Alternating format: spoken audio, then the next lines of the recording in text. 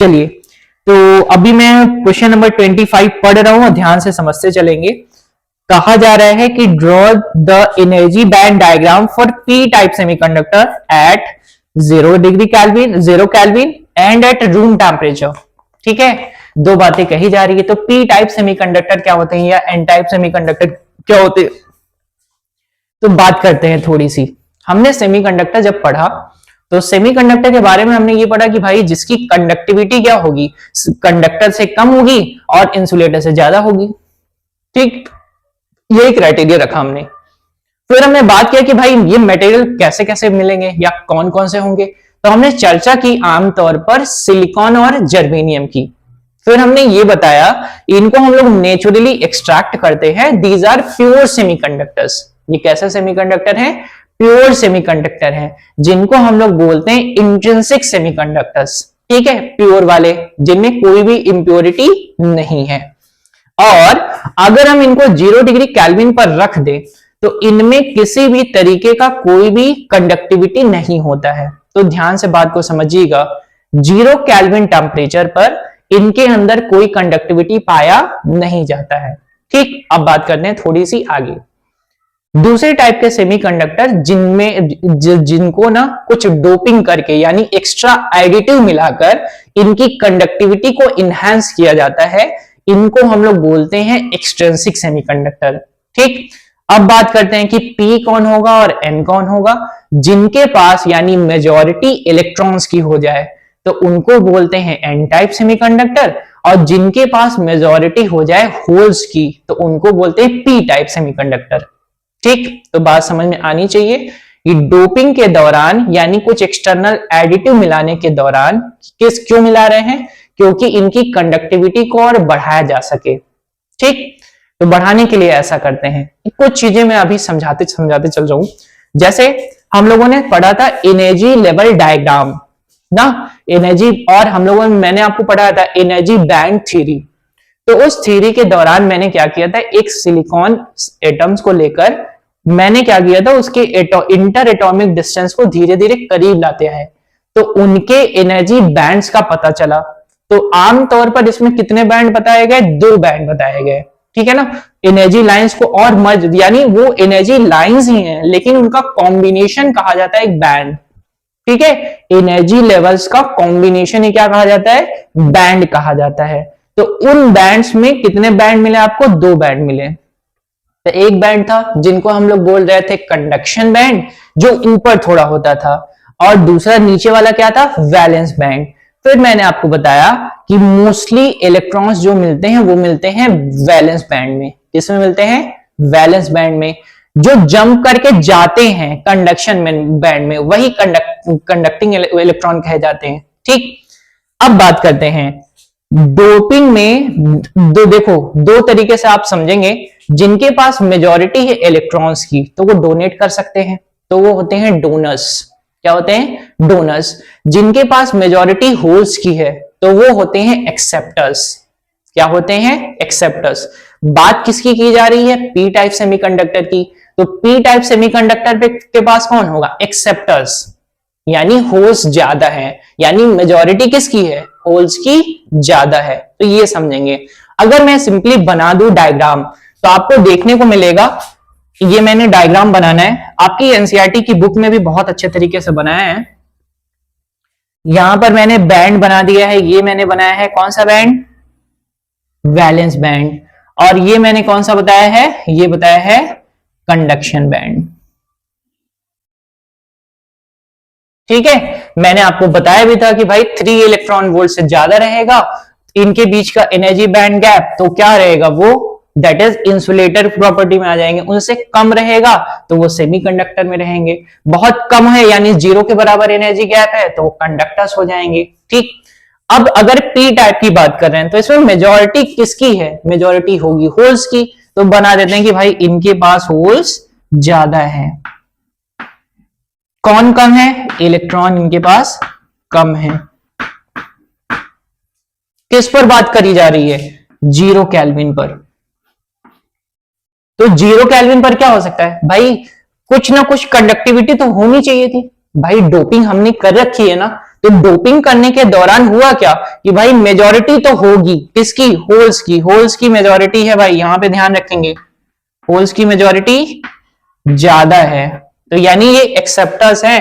ठीक है, अब होगा क्या कि भाई कुछ ना कुछ तो मिलना चाहिए ना, तो यहां से यहां तक जंप करके जाना है इनको कंडक्शन बैंड में, तो मैं लिख देता हूं ये है कंडक्शन बैंड।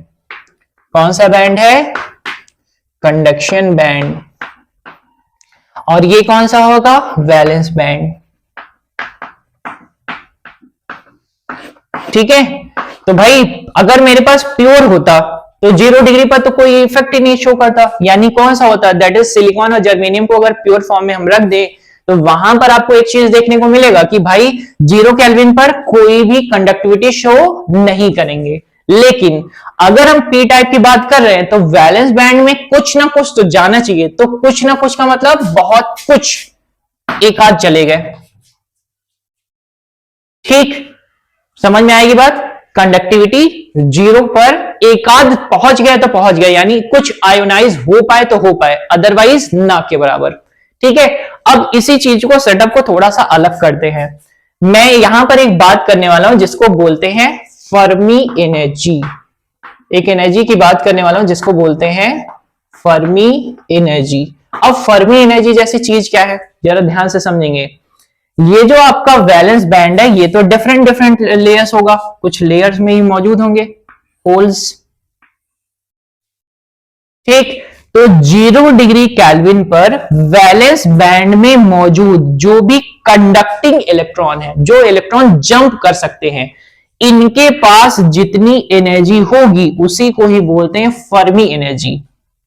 रिपीट करता हूं मैं, फर्मी एनर्जी क्या है, 0 केल्विन पर, कितने केल्विन पर, 0 केल्विन पर वैलेंस बैंड में मौजूद जो कंडक्टिंग, अभी इनके अपर हाफ की बात करेंगे, जो सबसे नजदीक हैं, जो कंडक्शन कर सकते हैं ना, तो लेट करते हैं कि यहां पर सबसे ऊपर वाली लेयर में ये है, तो इस वाली लेयर में जो भी एनर्जी इसके पास होगी ना उसी को ही बोलेंगे फर्मी एनर्जी। अब इसकी चर्चा क्यों हो रही है, बात करते हैं, कुछ टेम्परेचर बढ़ाकर देखते हैं।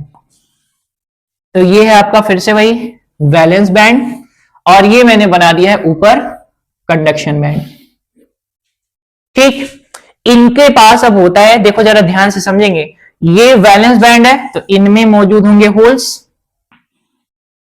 ठीक, तो इनमें चर्चा की जाती है किसकी, एक्सेप्टर एनर्जी लेवल की, किसकी चर्चा होगी, E A stand for acceptor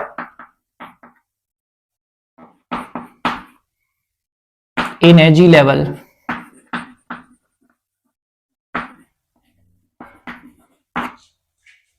ठीक, इनके पास क्या है, एक्सेप्टर एनर्जी लेवल, ये इनके पास मौजूद कुछ इलेक्ट्रॉन होंगे जो कंडक्शन के लिए जा सकते हैं, बाकी इनके पास कौन है, एक्सेप्टर यानी होल्स।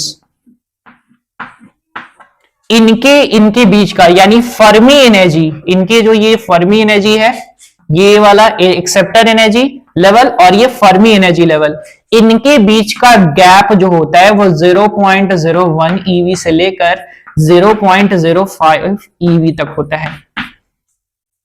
ठीक, कब, ये ग्रेटर देन 0 केल्विन, 0 केल्विन से ग्रेटर टेम्परेचर पर। ठीक है, बस डायग्राम भी बनाना था, तो 0 केल्विन पर भाई यही हाल है इनका। अब यहां पर क्या होगा, कुछ जब जैसे जैसे टेम्परेचर बढ़ाएंगे तो कुछ लोग चलो भाई चलते हैं, इलेक्ट्रॉन्स ही पहुंचने वाले हैं, तो इनके कंपैरिजन में ज्यादा लोग पहुंच गए। ठीक है, तो हमने भाई बनाया ही क्यों था, डोनर इंप्योरिटी क्यों मिलाई थी, इंप्योरिटी इसीलिए मिलाई थी कि भाई इनकी कंडक्टिविटी कुछ बढ़ जाए, तो बढ़ाने के लिए काम किया था, अदरवाइज तो कुछ कंडक्शन कर ही नहीं रहे थे 0 केल्विन पर, तो हमने कहा कुछ इंप्योरिटी मिला दी जाए। इंप्योरिटी मिलाया तो भाई कुछ जा पाए, एक आध दो पहुंच पाए, ज्यादा नहीं पहुंच पाया, तो यानी दैट इज निग्लिजिबल अमाउंट में। लेकिन जब यहां पर टेम्परेचर बढ़ाएंगे, टेम्परेचर बढ़ाने से क्या होगा, आयोनाइजेशन ज्यादा होगा, तो मेजॉरिटी किसकी है, मेजॉरिटी तो होल्स की ही है, कहां पर, वैलेंस बैंड में, तो कुछ कंडक्टिंग इलेक्ट्रॉन कहां पहुंच जाएंगे, ऊपर। ठीक है, एक जो बात मैंने बताई है फर्मी एनर्जी लेवल की, that is very close to that is acceptor energy level, that is a gap between is 0.01 EV to 0.05 EV. This is your solution. यानी आप अगर आंसर राइटिंग करेंगे तो आप ये दोनों डायग्राम बना सकते हैं। ये कंडक्शन बैंड है, ये वैलेंस बैंड है, ये भी कंडक्शन बैंड है, ये वैलेंस बैंड है, ये मैंने बनाया है एक्सेप्टर एनर्जी लेवल, और ये है that is Fermi energy level. The last जो आपके पास लास्ट बैंड है ना, इसमें मौजूद जो भी आपके पास कंडक्टिंग इलेक्ट्रॉन है उसकी एनर्जी, ठीक है, कितने पर मेजर की गई थी, 0 पर। ठीक, समझ में आई बात। चलिए थोड़ा सा आगे चलते हैं। हाँ, अगर नहीं आएगा तो आप बिल्कुल बताएंगे, ठीक है। चलिए, तो मैं ये सेटअप मिटा रहा हूं। ये मैंने फर्स्ट पार्ट सॉल्व कर लिया है 25 का। अब बात कर देते हैं 25 के सेकेंड पार्ट की, ठीक है। तो मैं इसको रब कर रहा हूं।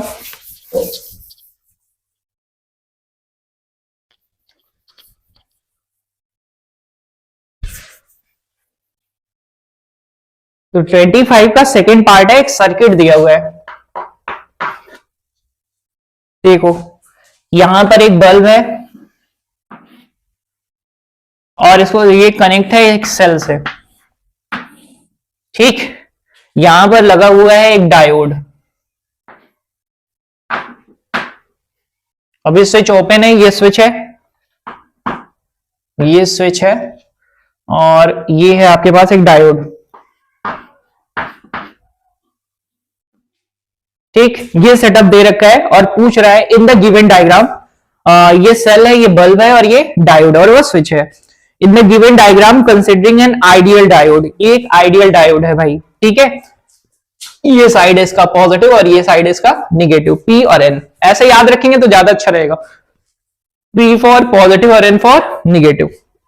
इन which condition will the bulb glow, कौन सी कंडीशन में बल्ब ग्लो करेगा, ठीक है, ये आपको बताना है।